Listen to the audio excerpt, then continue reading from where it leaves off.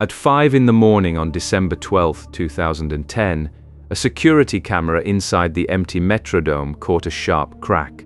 A small rip opened in the white fabric overhead. Then, within seconds, it unzipped into a gaping tear. Snow and ice poured through like an avalanche, flooding the field below while the stadium sat silent and dark. No one was inside to hear it. No one was running for the exits. The collapse was almost beautiful, almost peaceful, like watching a glacier calve in slow motion. But here is what made it surreal. The blizzard that dropped 17 inches of snow had ended hours before. The sky was clear, the winds had calmed, and yet the roof was shredding apart above an empty field. Something invisible had been building inside that structure all night long, a force no one was watching. What silent, invisible weight had been accumulating in the dark, and why did the roof's own design fail to stop it? The roof was a miracle of engineering. 10 acres of fiberglass fabric, held up by nothing but fans pushing air slightly harder than the atmosphere outside.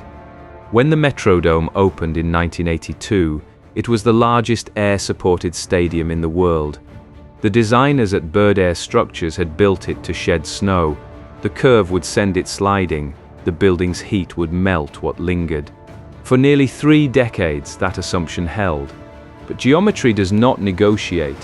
From the very beginning, a slight depression existed in one panel, a low spot so subtle it never got flagged in inspections, never measured as a flaw. Water weighs 62 pounds per cubic foot. The roof was built to handle 15 to 20 pounds spread evenly across every square foot. It was not built to hold a pool, and somewhere above that empty field, a shallow sag waited like a hidden basin, ready to catch whatever the sky delivered next. When the blizzard finally exhausted itself, the roof's own shape turned against it. 17 inches of snow had buried Minneapolis, but wind had sculpted it unevenly. Gusts swept drifts against the dome's curve, piling some areas thick, scouring others bare. Inside, the heating system did exactly what it was designed to do. Warm air rose, melted the underside of those drifts, sent water trickling down the slope.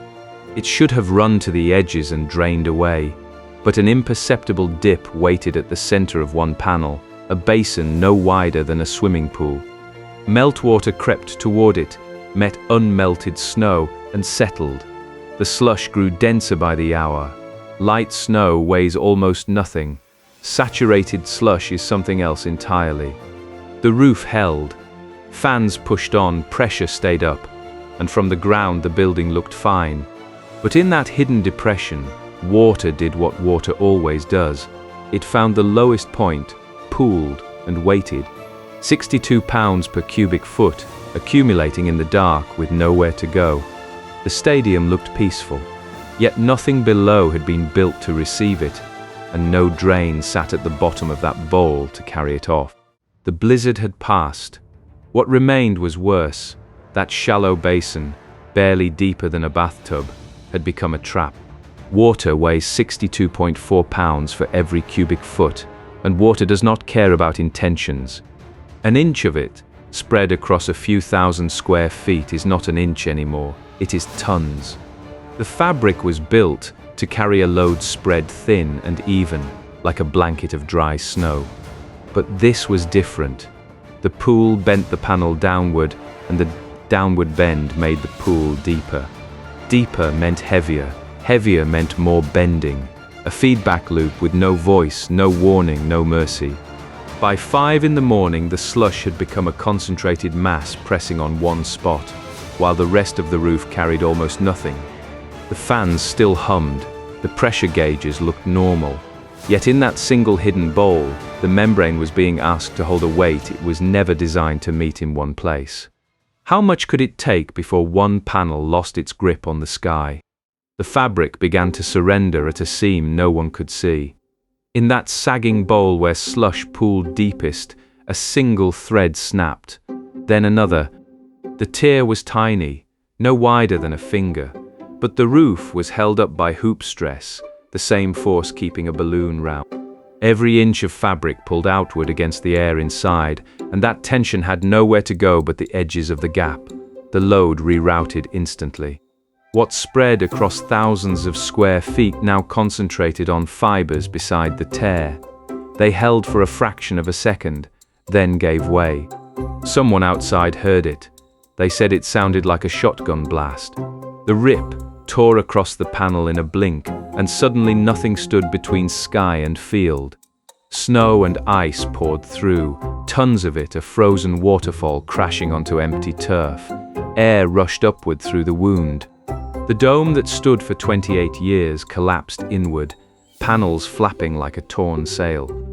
But the tear had moved faster than any warning system could follow, and the engineers who arrived at dawn would find something worse than a single failed seam.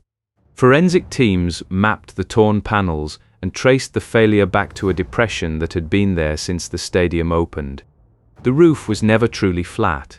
A slight sag near the center, barely visible, formed a basin. Engineers had designed for snow to slide off, or melt, or blow away. They assumed the load would spread even and thin. But the blizzard stopped. Temperatures rose and snow began to melt. Water ran down the curve and pooled in that low spot. 62 pounds in every cubic foot sitting still, getting deeper. The fabric was rated for 15 to 20 pounds per square foot across the whole span, not 60, not concentrated in one cupped hand of geometry. No sensor watched the depression. No crew checked it that morning. The roof looked fine from below, fine from the walks, fine in every inspection. The flaw was not in the material, it was in the shape itself, a shape that held water like a bowl. The collapse was not an act of God, it was quiet arithmetic. A cup fills until it breaks. And the next morning, another stadium would face the same snow, the same melt, the same question no one had thought to ask.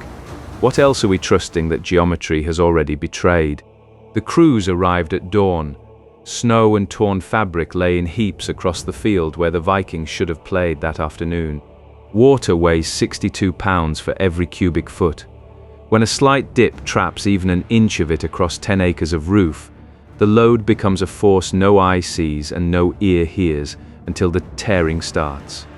The Metrodome did not fall during the blizzard. The snow had stopped hours before.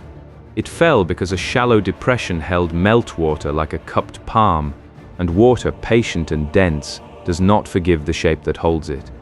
Engineers studied this failure for years. Students learned it by heart, designed for the clean world of calculations, then watched the real world sag, just slightly, just enough. The quietest force, water, sitting still, demands the loudest respect. Every air-supported dome built since carries this lesson. Every slope, every drain, every safety margin for imperfect geometry traces back to that December morning. The stadium itself is gone now, demolished in 2014, but the image remains. Snow on a curve, water in a bowl, the arithmetic of waiting. And somewhere, under a fresh roof, a crowd roars, never knowing what the geometry above them almost became. The crews arrived at dawn. Snow and torn fabric lay in heaps across the field where the Vikings should have played that afternoon. Water weighs 62 pounds a cubic foot, and when a slight dip traps even an inch of it across 10 acres of roof, the load becomes a force no eye sees and no ear hears until the tearing starts.